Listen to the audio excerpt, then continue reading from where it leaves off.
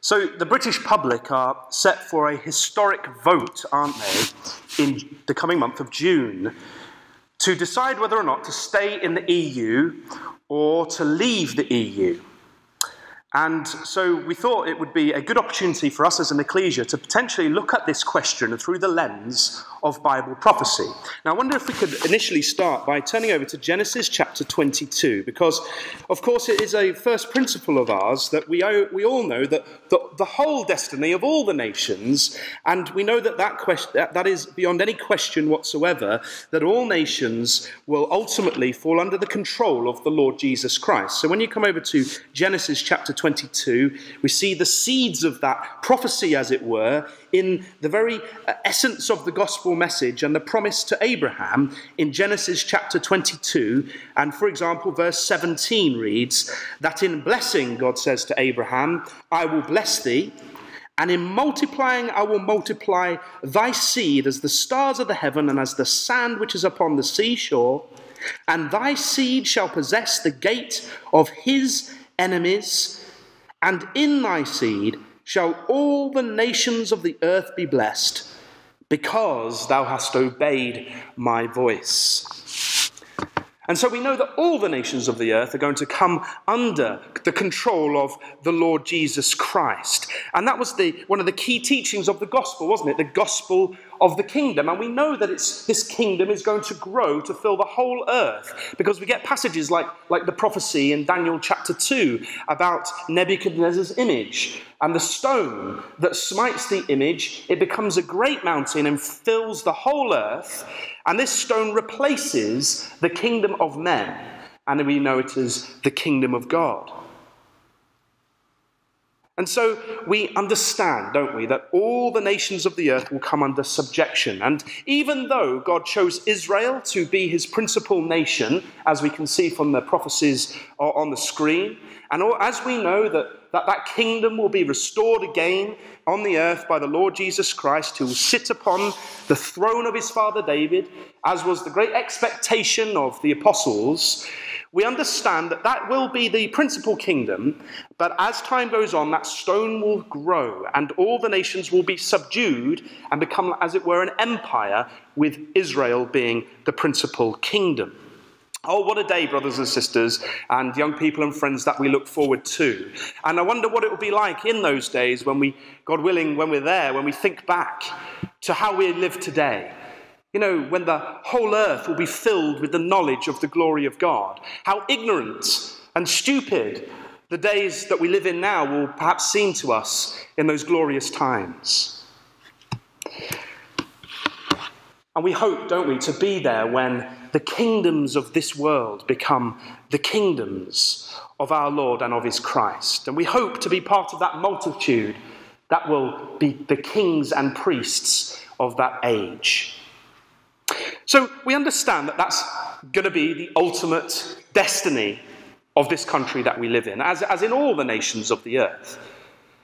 But this evening, we want to focus in on the nation of Britain. Now, it might come as a surprise if you've perhaps not come across this before, to consider, you think, Brother Matt's gone out of his mind, because Britain, or the UK, is not mentioned in our Bibles, and that is obviously very, very true. But I'd just like you to keep a little bit of an open mind, and just bear with me as I try to show you that actually I think the nation of Britain is found in the pages of our Bible, but just under a different name, a very ancient name. Now, before we do that, can we flick back to the chapter that Clive read for us of Ezekiel chapter 38? A fantastic chapter, brothers and sisters, a wonderful prophecy of a dramatic battle which is to take place on the earth just before God reveals himself to the nations. And we see that in verse 23, right at the end of the chapter. What is it all building up to, the events in the chapter? Well, we read in verse 23, "Thus will I magnify myself and sanctify myself, and I will be known in the eyes of many nations, and they shall know that I am Yahweh." That's what it's all about. That is what this chapter is bringing the nations to, the position of. So what was the chapter all about? Well, verses 1 to 7, are a bit of a description of an invading force that comes down against the people of Israel. We get certain details, and we'll look at a couple of those in a minute. And we see from verse 8, for example, that this time period when this takes place is known as the latter years or the latter days. And that's a time period in prophetic scripture, and it indicates the time when Israel will have returned again to their land. After a period of great dispersion, you can go to many passages to demonstrate this. We don't have to go anywhere because it says there in verse 8 that this invading force is going to come. In verse 8, after many days thou shalt be visited, in the latter years thou shalt come into the land that is brought back from the sword and is gathered out of many people against the mountains of Israel, which have been always waste, but it is brought forth out of the nations, and they shall dwell safely, all of them.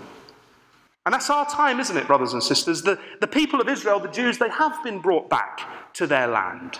They are dwelling there, perhaps not safely just yet, brothers and sisters, but how that can change very, very quickly. And so we're right at the cusp of this prophecy being fulfilled. Now, we mentioned in verses 1 to 7, we get this list of confederate nations which join together with this character called Gog in verse 2. And there's a slight problem here because all of these nations, pretty much most of them anyway, we're not that familiar with, because these are nations which were known by these names at the time of Ezekiel. And as time has gone on from 600 BC to our day, these names, as it were, have changed and become lost in the mists of time, so to speak. But, thankfully, we do have records going back which we can piece together pretty much the identity of the territories and the nations upon which these powers sit. And I want to look at a couple which very much relate to the nations of the EU. Now, we've read in verse 2 that Gog is of the land of Magog. And we're just going to do a little bit of history here, and we're going to do quite a bit actually as we go through, so I hope you can bear with me. But this is a quote from Josephus, the historian, who was writing around 100 AD, and he said, based on the sources that were available to him, that Magog founded those that from him were named Magogites, but who are by the Greeks called Scythians.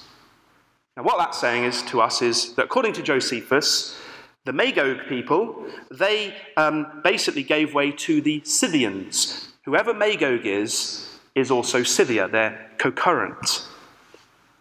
And when we go back to the Greeks, as Josephus indicates, we find, for example, Herodotus, who's really the start of history. He's known as the father of history because there's not many historical accounts that actually go back beyond the time of Herodotus, around 450 BC.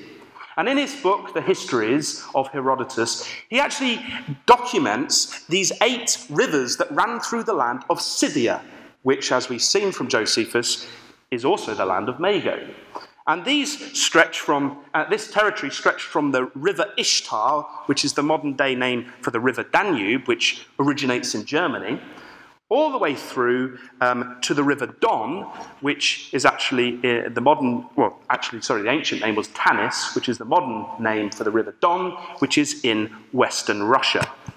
Now, for those of you who are not that familiar with where rivers are, I thought I'd try and put it on the screen there. So you can see that, and there's 8 going through, but I've just listed the 2 extremities of the 8, the river Danube and the river Don. So just piecing those bits of history together, we can reasonably surmise that Magog is the land of Scythia, and it's this territory here that stretches across that area. Some historical sources actually have it going right into Russia as well, but for now, that's good enough for us because it's the consideration of the EU nations that are kind of within that area that we want to pick up on.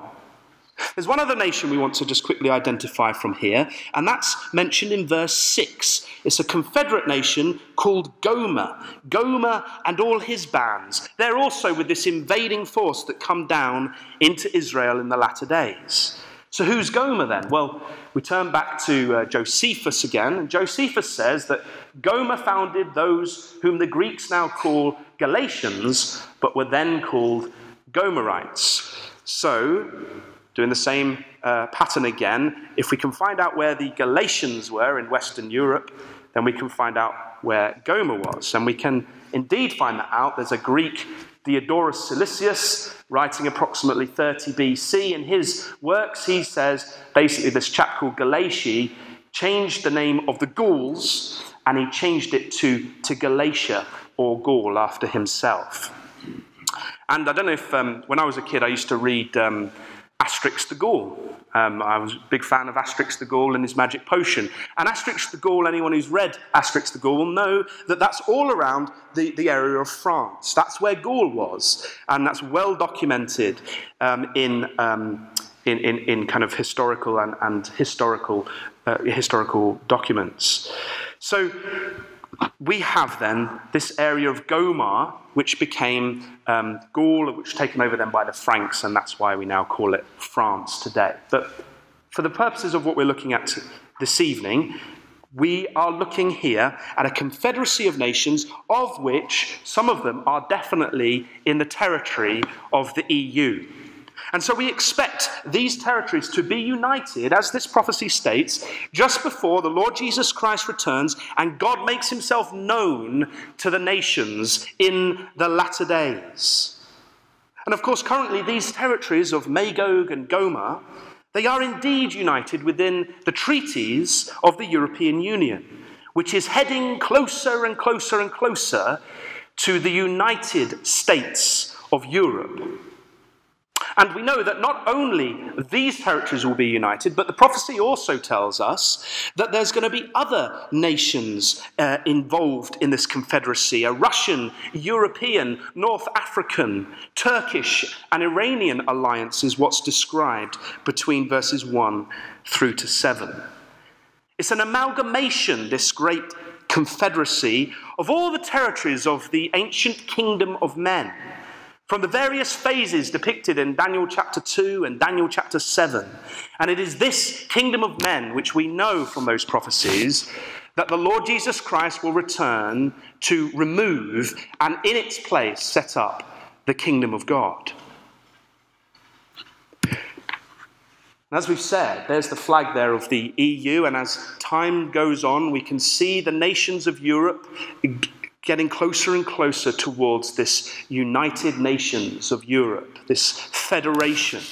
We've witnessed, haven't we, in recent years, the idea of EU citizenship, the idea of not having any borders, the idea of having common passports, and most interestingly, the idea of a common foreign security and defence policy for all the member states of the European Union on a federal basis. It says in the Maastricht Treaty, for example, that the common security and defence policy shall include the progressive framing of a common union defence policy. This will lead to a common defence when the European Council, acting unanimously, so decides. Article 42.2. That's where it's going. And so we can see that that's absolutely what the Bible is telling us here, that ultimately this union of nations will indeed have a common army, a common defense force, which will be engaged at the time of Ezekiel chapter 38, just as we would expect from Bible prophecy. So that's the countries of the EU. But let's turn our attention now on another people or nation. There's another power block, you see, of nations, apart from the invading forces in verse 13. Sheba and Dedan and the merchants of Tarshish with the young lions thereof shall say unto thee, art thou come to take a spoil? Hast thou gathered thy company to take a prey? To carry away silver and gold, to take away cattle and goods, to take a great spoil? And so we have this other set of nations who challenge, as it were, the invasion from the north of the other nations mentioned in verses 1 through to 7. Now, I'm going to suggest to you this evening that this nation of Tarshish, mentioned here, is our nation, or the nation, we're strangers and foreigners, of course, so I've got to be careful there, but the nation we live in, which is the nation of Britain. And so we hopefully want to demonstrate to you this evening, if you bear with me, the fact that it is reasonable to make this connection. It's not just that we follow this because Brother Thomas once suggested it 100, 200 years ago. There are reasonable reasons to make this connection with a little bit of research. Before we dive into identifying it, though, just consider how interesting this nation of Tarshish is to God. Can we flick over to Isaiah chapter 2, please? Because Ezekiel 38 is not the only latter-day prophecy in which Tarshish pops up. We know Isaiah chapter 2, for example, is a latter-day prophecy because we're told in verse 2 that it shall come to pass in the last days, or the latter days, that the mountain of Yahweh's house shall be established in the top of the mountains. And it's a wonderful picture that Isaiah, through inspiration, sees of the law coming out from Jerusalem in verse 3. And in verse 4, God judging among the nations and the time when they will beat their plowshares into pruning hooks and their swords, they won't lift up sword against each other anymore. And so we know this is a prophecy of the kingdom. This is a prophecy of the age to come, when Christ is on the earth and in control. But look what it says. It says in verse 13 that God's going to bring low all those that are proud. And in verse 16, look what's mentioned as one of the proud things that God is going to bring low. It says, and upon all the ships of Tarshish, God's going to bring them low. Now, don't you think that's interesting? There is a mention of Tarshish in the latter days. It's going to bring it low. It's going to humble it. Just flick on to Isaiah chapter 60 for another one. And again, we find Isaiah 60 is a prophecy of the latter days. We read, for example, in verse 1, it's the time when the glory of Yahweh is in the land of Israel, and this is Zion shining, as it were, with God's glory. And in verses 4 to 9, Isaiah sees many Gentile nations bringing offerings to the God of Israel. And in verse 9, we read that one of those nations is Tarshish. Surely the isles shall wait for me, and the ships of Tarshish first, to bring thy sons from far, their silver and their gold with them, unto the name of Yahweh thy God, and to the Holy One of Israel, because he hath glorified thee. And so we see that the nation of Tarshish, it realizes that God has glorified Israel. And because of that, it helps to bring back some of Israel's people, the Jews, at that time, and it brings great wealth with it as well, to give to God and to give to the Holy One of Israel, the Lord Jesus Christ. Just a couple more. Click on to Isaiah 66. Again, another latter-day prophecy, when Jerusalem is to rejoice and be glad in verse 10. It's a time when peace will be in Jerusalem and the Gentiles will be sustaining Jerusalem. And in verse 18, we read of how all the nations would have been gathered to witness God's glory. Ezekiel 38, we've read about that. After the Battle of Armageddon, God's glory will be in the earth and all nations will know of him. But in verse 19, we read that I will set a sign among them, and I will send those that escape of them unto the nations, to Tarshish, Pul and Lud, that draw the bow, and it goes on. So those that escape the Battle of Armageddon, they're going to be sent out to the nations. And one of those nations that they'll be sent to witness to the glory of God, will be Tarshish in that day. We just have one final one, this time from Psalm 72, which is a beautiful psalm, obviously messianic, about the time when the Lord Jesus Christ will be in the earth and his righteous judgments will be coming forth from Jerusalem. I'm sure we're all very familiar with Psalm 72. It's a wonderful passage, isn't it? But in verse 10, right there, we read, the kings of Tarshish and of the isles shall bring presents. The kings of Sheba and Seba shall offer gifts. Yea, all kings shall fall down before him. All nations shall serve him. So we see Tarshish existed in Ezekiel's time for sure, 600 BC. But these are latter-day prophecies. So Tarshish, the nation, the power, somehow has continued down through time, through past our time, and is there in the kingdom age, brothers and sisters. So why is that detail there in God's inspired word for us? What's the point of it? And I've spoken to many people about this, and I think there's three kind of reactions that people tend to give. Number one, some people just say, well, we're never going to know. We're never going to be able to identify this. But I'd say to those people, well, what's the point in God revealing this to us in his word then, if we're never supposed to know? And so then some people react and they say, well, that maybe it's there so that when it actually happens, whoever Tarshish is, when we see whoever that is doing these things, we'll be like, that's what was written in God's word after the event. You think, okay, well, that's fair enough. But the problem is then, what's the point of it? Because God willing, the Lord Jesus Christ will be back in the earth, and for us, we'll already be in God's kingdom, all being well in God's mercy and love. And so the only conclusion that I think we need to make is that the reason why God has given us these details is to encourage us that he is at work in the nations. And these details are here to build us up to the return of the Lord Jesus Christ. Now, as I've said, there are various clues in Scripture which help us to identify this nation of Tarshish with the British power. And I'm going to show you these clues now, but I'm going to just bear in mind as we go through them, if you can think of any other nation which will fit all of these 8 clues which we're going to present, and then hopefully I'm going to show you how Britain indeed does fit all 8. There's 24 references to Tarshish in the Bible. You can, after a bit of research, divide them up into 2 sections. There's stuff that they did in the past, and there's stuff that they're going to do in the future.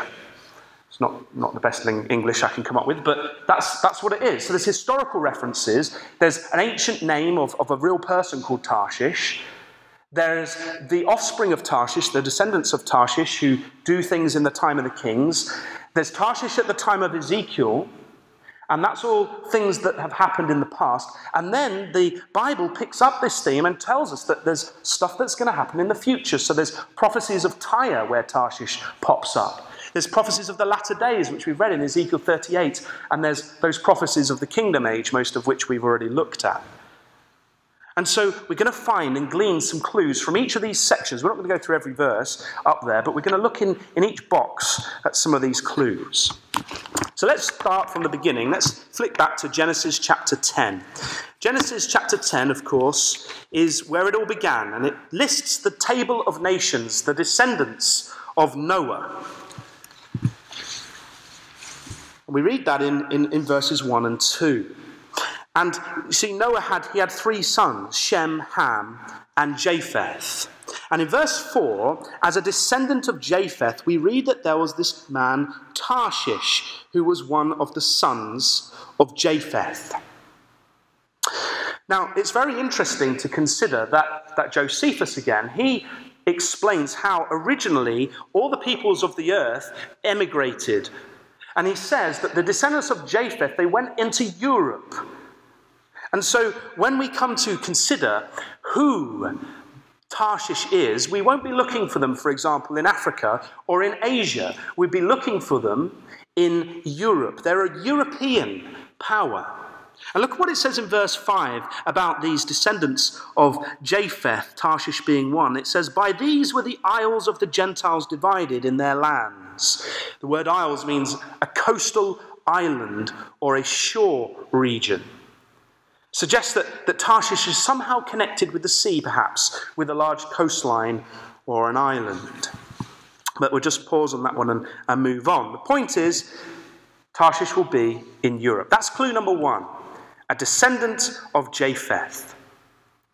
Now, clue number 2 for this, we're going to actually fast forward to the time of the kings.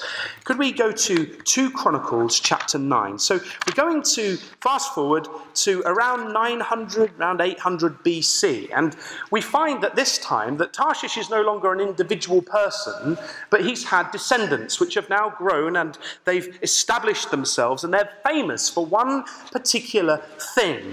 And we read of them, as I say, all through the kings, but have a consideration in 2 Chronicles chapter 9 and verse 20. We read here of the time of Solomon. And all the drinking vessels of King Solomon were of gold. And all the vessels of the house of the forest of Lebanon were of pure gold. None were of silver. It was not anything accounted of in the days of Solomon. For the king's ships went to Tarshish with the servants of Hiram. Every 3 years, once came the ships of Tarshish, bringing gold and silver, ivory and apes and peacocks.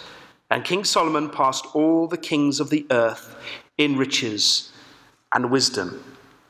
And so Tarshish here is mentioned in relation to this trade deal that was done with Solomon and Hiram. Now we're going to look at those in a minute, but the point I want to make is that we get this phrase, the ships of Tarshish. And it pops up all over the place in the scripture. So whoever Tarshish is, it's going to have a famous maritime connection. It's a proud maritime country, famous for its ships and its shipbuilding. And it's assumably quite far away because it seems that these ships are quite famous for travelling long distances in the high seas, so to speak. So whoever Tarshish is, we would have to demonstrate that it is a maritime power in the Bronze Age, around 900 BC, as well as being around in our days today. And incidentally, that was a Phoenician ship that was remodeled on some ancient wrecks that was rebuilt in 2008 to demonstrate how the Phoenicians navigated around. And the team that built it actually managed to go around the whole of Africa. They went, and I think they're planning on going to America in a couple of years to see if the Phoenicians could have got there. But it's interesting, isn't it, to consider that we tend to think the ancients were a bit thick and a bit stupid. But there were these ships, the ships of Tarshish, which travelled long distances and brought in this trade. So clue number 2, it's a maritime power. And we've already read in verse 21, not just a maritime power, but a maritime trading power. Because these ships took with them Solomon's ships and the servants of Hiram from Tyre. Now Tyre's in the northwest of Israel at the top in Lebanon. And Solomon, he had a port in the south in Ezion-Geber. And so what this probably meant was that the ships of Tarshish helped to establish these trade routes all around the east and the west. And that's why Solomon became so rich, because he allowed them to use his port to the south. Hiram allowed them to use his port to the north, and so they made a handsome profit, is the suggestion that I would make, making it so that King Solomon pretty much passed all the kings of the earth in riches and wisdom, verse 22, in those days. Now Hiram, he was the king of Tyre, which was a Phoenician outpost or centre of trade. The Phoenicians are an amazing people. They're well documented to have set up trade all over the Mediterranean. And here we're told specifically of a few of their commodities that they were trading at the time of Solomon. They're trading in gold and silver, so there's this metal connection, ivory, apes, and peacocks. And the ivory, apes, and peacocks are, of course, all commodities of the East, which has very much led some brethren to conclude that maybe there's this Eastern Tarshish. Now, I'm not so sure that that's the case, because we only read of one Tarshish in the Bible, don't we? We don't read of Tarshishes. We don't read of two Tarshishes. We only read ever of Tarshish in the singular, and it's certainly in the West, as I'll show you in a moment. And the reason why I don't think we have to look in the East for the identity of Tarshish is because Herodotus, in his histories, he writes that the Phoenicians actually circumnavigated the whole of Africa. And so it doesn't mean necessarily, if they were using these routes, that Tarshish is in the east. It could also be in the west. And so I don't think it's conclusive that there is this eastern Tarshish, but there is definitely a connection from Tarshish to the east.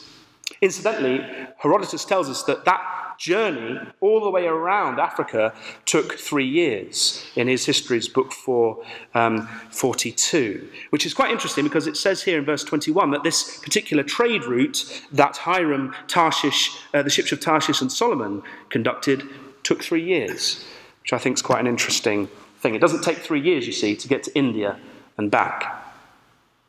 So Tarshish, whoever they are, around this time, 900 BC, they traded in global markets. Now we've mentioned, we're going to show that it was in the west. Now, I don't know if you've ever seen this in Jonah, in the story of Jonah. We read that when Jonah was told to preach to the Ninevites, he didn't want to, he refused to, and he decides to flee. But notice what it says in Jonah chapter 1, verse 3. It says, "But Jonah rose up to flee unto Tarshish." So he wants to get away from the things of God. He wants to get away from the presence of God in Jerusalem. And what he decides to do is get as far away as possible. And in his mind, the furthest point away, it seems, was Tarshish. Now, if you wanted to flee in a hurry to the place that was furthest away, you wouldn't go to the wrong port, would you? You'd go to the port that was going to take you there the quickest. And it's interesting because he goes down to Joppa, which is on the western side of Israel, and he found a ship going to Tarshish. And so it seems that to get to Tarshish in the quickest possible way, you would go from the western coast of Israel west across the Mediterranean to wherever Tarshish was. It's reasonable to therefore conclude that Tarshish was in the west. And we don't just have the Bible to confirm this for us. Came across this a few years ago, an inscription by the Assyrian king Esarhaddon, around 680, 670 BC. And he said, "All the kings from the land surrounded by sea, from the country Ladanana, Cyprus, and Laman, or the Ionian Islands off of Greece, as far as Tarshish, bowed to my feet." Now why that's interesting is it tells us that Tarshish is a land surrounded by sea. In other words, an island power. And what Esarhaddon is doing is he's boasting of all these island powers that fell to his feet. And what's fascinating is that he seems to start from the east and work his way west, because he starts in Cyprus, he then lists the Ionian Islands, and then he lists Tarshish. Tarshish, as it were, was the furthest western island power that he knew. And he would know because Tarshish bowed to his feet, and he wants to boast about it. So I think that's a fascinating thing to intersperse here in terms of where Tarshish is located, to the west, far away from Israel. As we've mentioned, there's this close connection between Tarshish and Tyre. Can we turn over to Ezekiel chapter 27, please? Because at the time of Ezekiel, this is not a prophecy of the future. This is a prophecy in relation to Tyre, which was the capital trading post of the ancient Phoenician power.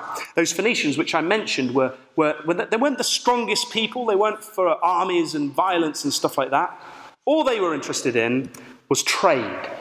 And so the Phoenicians, we find evidence of them in historical and archaeological finds all over the place.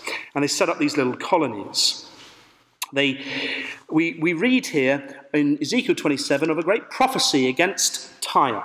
And the reason why there's prophecies in the Bible against Tyre is because the king of Tyre, Hiram, you may remember, he actually had a lot to do with the kingdom of Israel. He, in fact, helped provide materials, didn't he, for David and Solomon to build the temple. And we read in Amos that they had this brotherly covenant with the Israelites, which it seems, after the time of Solomon, that the Phoenicians broke and forgot about. And so God commits this prophecy against them. And so we see in verse 3, "Say unto Tyrus, O thou that art situate at the entry of the sea, which art a merchant of the people for many isles, thus saith Adonai Yahweh." And it goes on. And it's a condemnation of this great place. In verses 5 to 7, it talks of the greatness of Tyre's ships. In verses 8 through to 11, we read of the personnel of Tyre. In verses 12 to 25, we read of the traders of Tyre and their various wares. And in verses 26 to 36, we read of the destruction of the city. And what's fascinating is that in the section on the traders, we read of Tarshish. So we've got all these different traders that come, and we read in verse 12 that Tarshish came with silver, iron, tin, and lead. And these are all native commodities to all these nations. So we conclude that whoever Tarshish is, they would have in their territory access to silver, iron, tin, and lead, which they would have brought to Tyre. And there's a pottery fragment from the 6th century BC which mentions the silver of Tarshish. Tarshish has this metal connection. And so as another clue, they are a source of silver, iron, tin, and lead. There's another prophecy in Isaiah 23. Won't go there. We haven't got much time to continue with these. And it's all about the fall of Tyre again. And in Isaiah 23, we read that Tyre's going to fall, the ancient Phoenician power, and they're going to pass over to Tarshish. And the inhabitants of the isle will howl. And it says, her own feet, that's Tyre's feet, shall carry her afar off to sojourn. And so it seems that after the fall of Tyre, which there was quite a few attacks on Tyre, most notably in 570 BC, King Nebuchadnezzar came down and destroyed it, and then Alexander the Great Nebuchadnezzar didn't completely destroy it, he subdued it, but Alexander the Great came in 332 BC and basically completely sorted it out. After the fall of Tyre, the influence and the power of the Tyrians would go and be carried off, far away, and would eventually land in this place of Tarshish. So whoever Tarshish is, we would have to somehow demonstrate that the influence of the Phoenician trading was now taken up by this power after around 300 BC, at some point after that. And so that's clue number 6. They take over from Tyre. Now, we're going to flick forward to the latter-day prophecies so that we get some other clues. Just flick back to Ezekiel chapter 38. We've already mentioned verse 13, where Tarshish is mentioned as being with Sheba and Dedan. We read in verse 13, Sheba and Dedan and the merchants of Tarshish with all the young lions thereof. So what do we think that means? The young lions of Tarshish. Well, the Hebrew word is used 32 times in Scripture. It's translated in the King James Version 30 times as lion, once as villages, and once as young. Now, I don't think this is talking about literal lions, do you? Like lions running around the place that have come from Tyre. The reason I don't think that is because we are talking here in the context of political powers. And so I think this is using figurative language at this point. And the Bible does that in terms of lions. It's in Jeremiah 1:17, for example. Lions are used in the context of political powers. Perhaps we could just flick over to Ezekiel chapter 19 to get a bit of an understanding about what these young lions are all about. Because we have a clue in Ezekiel 19 as to what this might mean in terms of the context of the use of these young lions. We read in verse 19 of chapter 19 of Ezekiel of a process. This time it's talking about the princes of Israel. He says in verse 2, "What is thy mother? A lioness. She lay down among lions. She nourished her whelps among young lions. And she brought up one of her whelps. It became a young lion, and it learned to catch the prey. It devoured men." And so we see, just in the context there, we can't delve into all of that, but what we're reading of is that you have the process of a whelp or a cub that grows up to become a young lion that can rend and catch and take care of itself because it can destroy and eat its own prey. And so that's the idea of this word. That's why actually I think sometimes it's translated villages, because it's the idea of an independent power that has grown up with its mother, but is now left and is now independent in its own right. It can now fend for itself. And so when we flick back to Ezekiel chapter 38, suddenly we realize that Tarshish is like the mother lion, and with Tarshish are these independent young lions, which would have grown up, as it were, with the mother lion, but are now independent powers, as it were, in their own right. And so we'd suggest that this is indicating, in the context of political powers, that whoever Tarshish is, it's a colonial power. It's got political offspring that has become independent from it. Now we've read there of Sheba and Dedan, and the merchants of Tarshish. Now that's interesting because you see Tarshish here in Ezekiel 38 is not the place of Tarshish. We are reading of the traders, the merchants of Tarshish, who it seems are complaining with Sheba and Dedan about this invasion. So Tarshish is not to be a native force in the area of this invasion. It's going to be a place where it's trading with, in the vicinity of Sheba and Dedan. So who is Sheba and Dedan? Well, we can connect it. We're not going to go into this in massive detail. We can go through various annuals and we can find that Sheba and Dedan are identified in the area of the Gulf states down here. I particularly find that one quite interesting. You can identify Dedan through ancient graffiti, which I find quite interesting. But we'll pass on the detail of that for the moment. But there's a lot of evidence to suggest we're talking about this southern area of Arabia here, and there's other Bible passages that we've put on the screen which also identify the area of Dedan, at least, with the area of Arabia. And so whoever Tarshish is, in the latter days, at the time of when Christ returns, it's going to be a power which is trading in the area of the Gulf. So we have before us these 8 Tarshish clues. A descendant of Japheth, a maritime power, traded in global markets, located to the west, a source of silver, iron, tin, lead, traded with Tyre, takes over from Tyre, the power and influence. It's a colonial power in the latter days, and it's a trading power in the Gulf. So the question is, does Britain fit? And I'd just like to present some evidence to you to show why I believe that, yes, very much, Britain fits all the requirements of Scripture to be the Tarshish that we read of. In fact, I don't think there's anyone else. So as we go through, see what you think about this. So, of course, it's a European power, descendant of Japheth.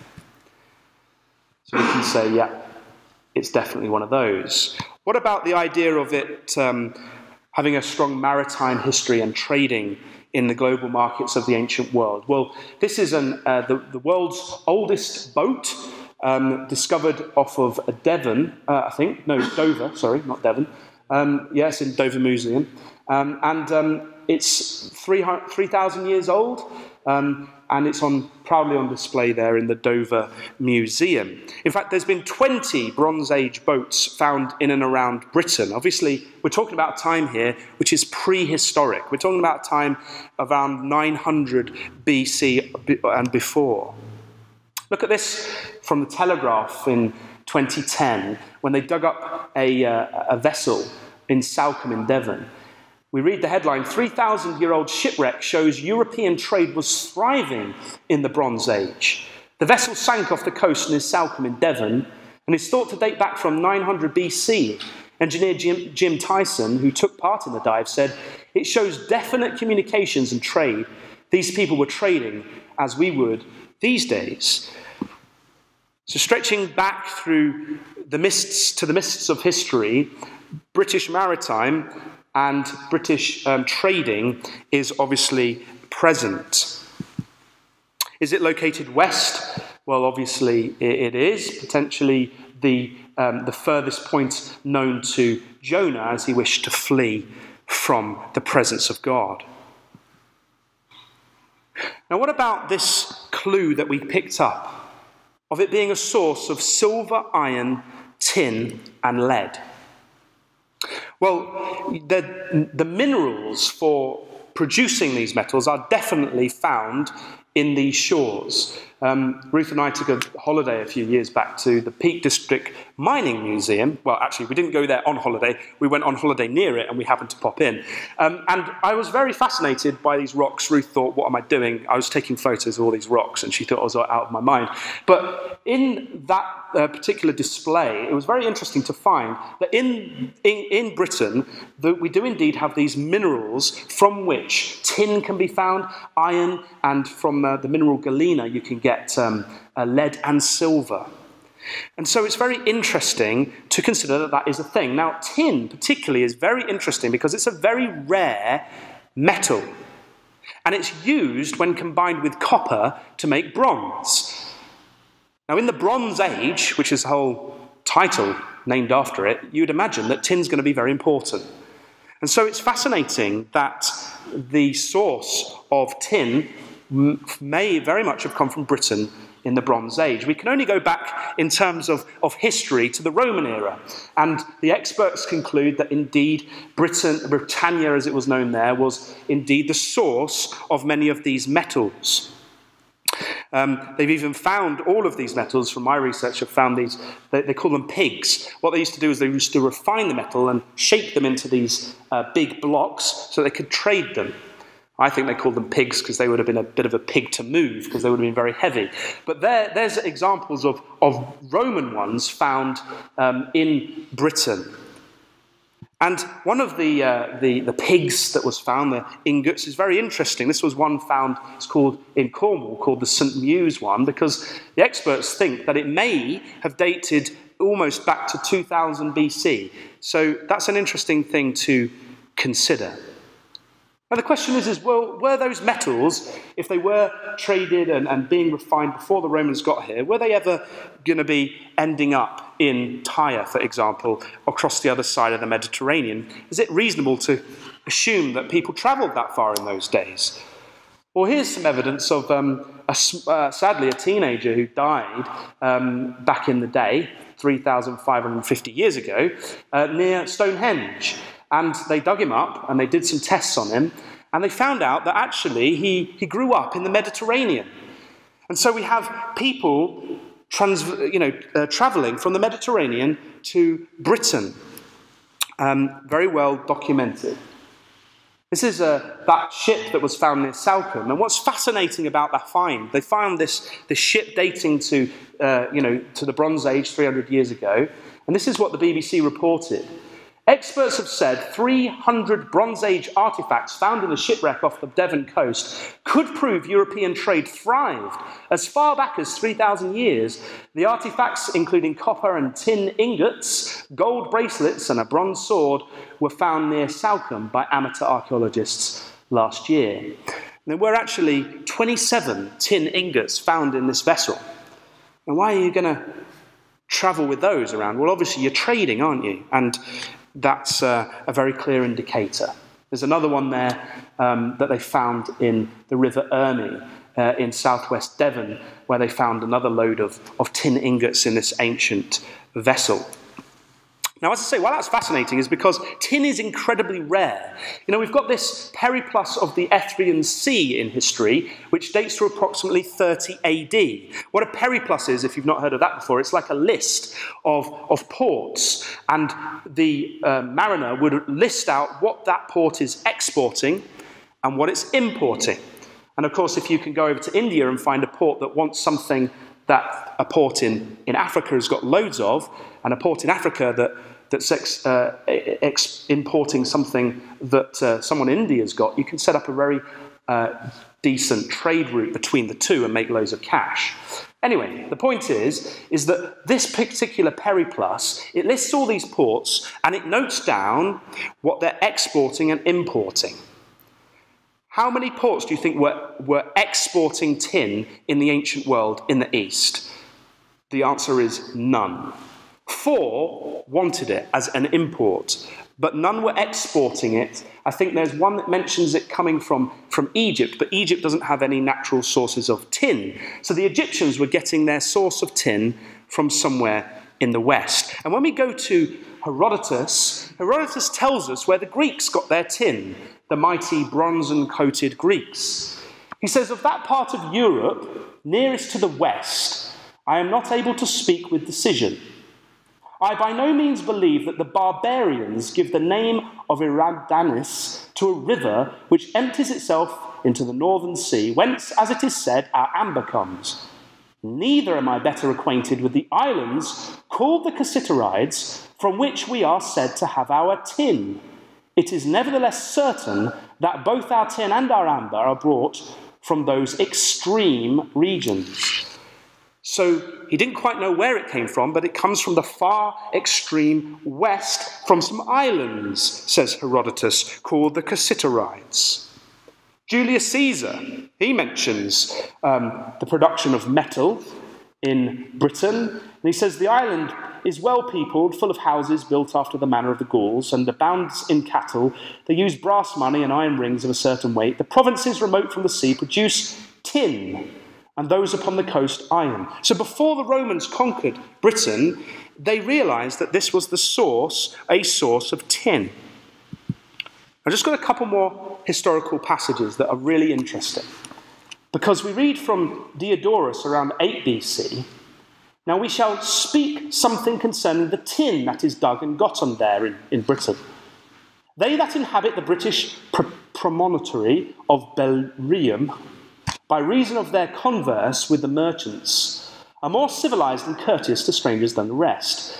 These are the people that make the tin, which with a great deal of care and labour they dig out of the ground, and that being rocky, the metal is mixed with some veins of earth, out of which they melt the metal and then refine it. So the Greeks knew of this tin production in Britain. And perhaps the clincher, this one's from Strabo, a historian from about AD 18. He says the Cassiterides are 10 in number and lie near each other in the ocean. Of the metals they have tin and lead. And now notice this. Formerly, the Phoenicians alone from Gades engrossed this market, hiding the navigation from all others. When the Romans followed a certain shipmaster, that they might discover the market, the jealous shipmaster willfully stranded his vessel on a shoal, misleading those who were tracking him to the same destruction. Escaping from the shipwreck by means of a fragment of the ship, he was indemnified for his losses out of the public treasury. And so we see that the Phoenicians knew about this market long, long ago, this island which produced the tin. And we can see that they protected it against all costs. That's perhaps why in history it's quite difficult to find where they got this tin from. And it may explain why the Romans actually invaded Britain to take control of that. And so I think that's quite a clincher, really, that it is indeed a source of silver, iron, tin of lead in ancient times. What about it taking over from Tyre? Now, on the screen I've got a map of the British Empire and the main trade routes. You might not be able to pick it up perfectly from where you're sitting. But the trade routes of the British Empire are very closely related to the Phoenicians. Indeed, the East India Company, which was famously founded in 1601, dominated trade in the west and in the east. It got very, very kind of powerful, this company, and eventually came to rule large areas of India. So it can be said that the power and influence of Tyre was taken over and passed over to Britain as Tarshish. What about it being a colonial power? Well, of course, you have, after the British Empire sort of started to disintegrate, you have the Commonwealth nations, who are still very much together, aren't they, on the world stage. Some of them even still have the Queen as their head of state. We read on the Commonwealth website, the Commonwealth is one of the world's oldest political association of states. Its roots go back to the British Empire, with some countries, when some countries were ruled directly or indirectly by Britain. Of course, now Britain doesn't rule them. These countries, these territories are now independent. of their mother, as it were. And we see the symbol of the lion everywhere. If you like football, for example, you've got 3 lions on the English football crest. If you like eating eggs, you may have noticed a stamp of a lion on British eggs.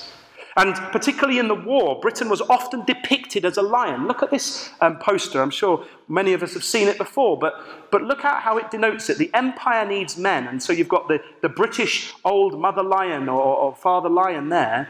And underneath it, we have other young lions, Australia, Canada, India, New Zealand. And the catchphrase is, helped by the young lions, the old lion defies his foes. It's almost like the angels are kind of giving us a pointer, you know?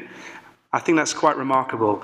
Our point doesn't hinge on that poster. I'm just bringing it up as a demonstration of how it kind of can connect. Now finally, is Britain in the Gulf? And the answer to that is very much yes, and set to do so more and more. There's just some headlines from the last few years. Look at these headlines just from this year. You know, very much Britain is eyeing up trade in the Gulf. David Cameron, particularly, is interested in that region. You know what they did? The government, it set up a special kind of time, a conference for all the people in the Gulf who were interested to come to Britain to do business, to trade. And so they set up this Gulf tour, and it had various days across the UK. This was a poster from Manchester.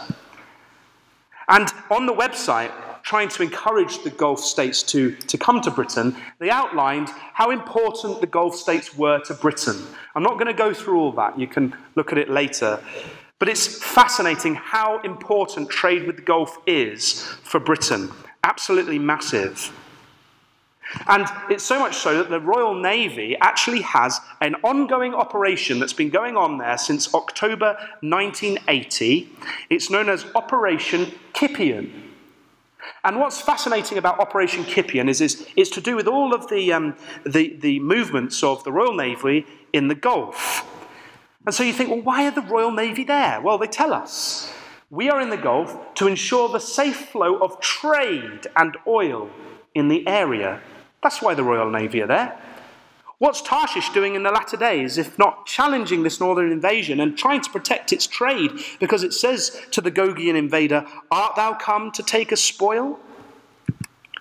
And look at these dates. These are only from a few days ago. The UK is going to lead a Gulf maritime force on gov.uk. And this is what they said. The permanent presence of the Royal Navy in the Middle East helps to keep maritime trade flowing.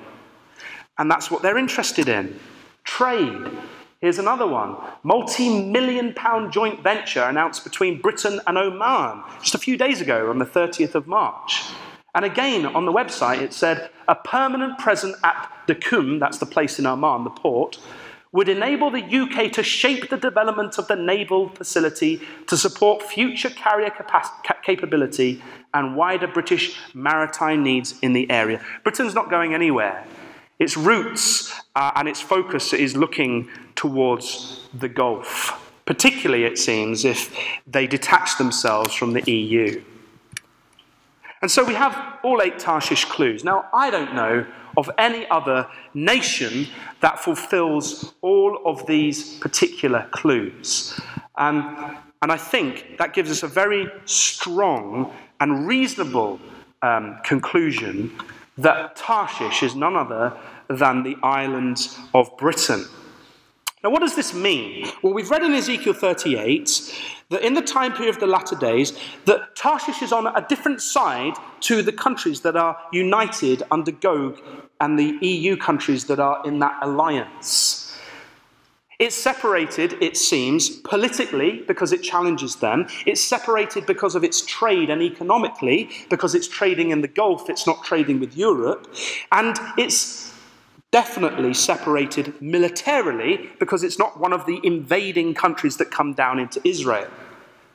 And so there must be this separation, it seems, while the EU goes on into its integrated, united nations of Europe, with all those things being governed by a central federal body. It seems that the Tarshish power is not aligned with that politically, economically, or militarily. And so recent political events have been quite interesting to observe, haven't they? We've seen in recent years the rise of UKIP, the UK Independence Party, with one sole aim: to separate the UK from Europe. It started off as I think David Cameron once called them, a bunch of fruitcakes.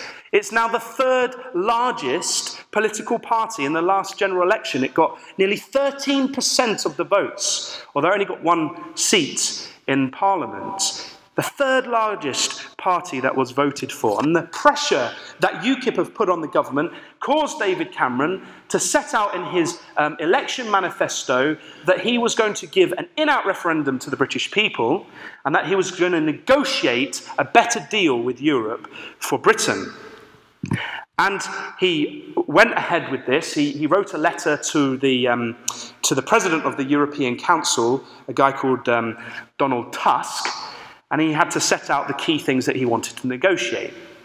And one of the very interesting things that he wanted to negotiate was this. He says on page 3 of his letter, first, I want to end Britain's obligation to work towards an ever closer union as set out in the treaty. It is very important to make clear that this commitment will no longer apply to the United Kingdom. I want to do this in a formal, legally binding, and irreversible way. So you see, whether Britain stays in or leaves, I think that's very significant, because it says that the Tarshish power will not be completely united with Europe. And apparently, according to the BBC, that David Cameron actually secured this, although the details are a little bit hazy, as they tend to be with Europe. David Cameron comes back with his deal, doesn't he? The UK press are not impressed. Nigel Farage of UKIP, the leader of UKIP, he said that the deal was the bird that would not fly, which I thought was mildly amusing. And so we have the different campaigns that have begun, and I'm sure we've all got literature being posted through our letterbox. We'll be sick of it soon, I'm sure. We've got heavyweights like Boris Johnson joining the Leave side, and we've got other ones all arguing and debating, and I'm sure it's going to amplify as time goes on.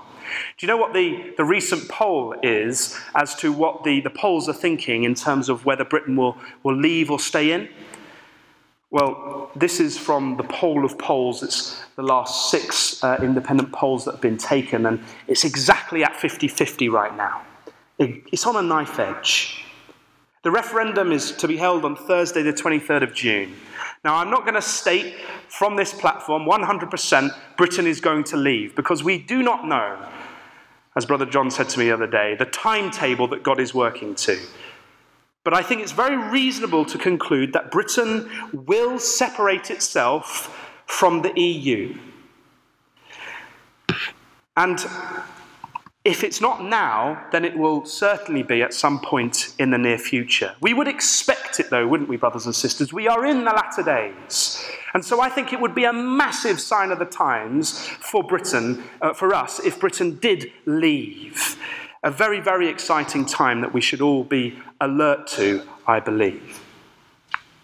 But one thing's for sure, brothers and sisters, the destiny of Britain, you see, is not to just simply become a member state in a United Nations of Europe project. God has marked out a destiny for the country that we live in, and we know that God is the Most High that rules in the kingdoms of men and giveth it to whomsoever he will. For there is no power, it says in Romans 13, verse 1, but of God. The powers that be are ordained of God. And so, as we've shown, ultimately, the destiny of Britain is to become under the rule of the Lord Jesus Christ when he returns to establish God's kingdom on the earth. And it's that time, isn't it, brothers and sisters, that we look forward to. And it's that time that these signs that can encourage us towards, to make sure we're ready for when he does return, because there are so many signs for us to consider. As our Lord told us to pray for in the Lord's Prayer, Our Father which art in heaven, hallowed be thy name. Thy kingdom come, thy will be done, as in heaven, so in earth. So we look forward to that time, don't we, brothers and sisters? I just wanted to mention that somebody's asked me to a few people asked me to put together some of those notes into a little leaflet. So if you were interested in receiving that or having, I don't know, definitely be on a PDF. I think the Bible magazine may print it, but I can definitely get to you in a PDF. If you're interested in receiving that, please just let me know afterwards and I'll get it to you. Thank you very much.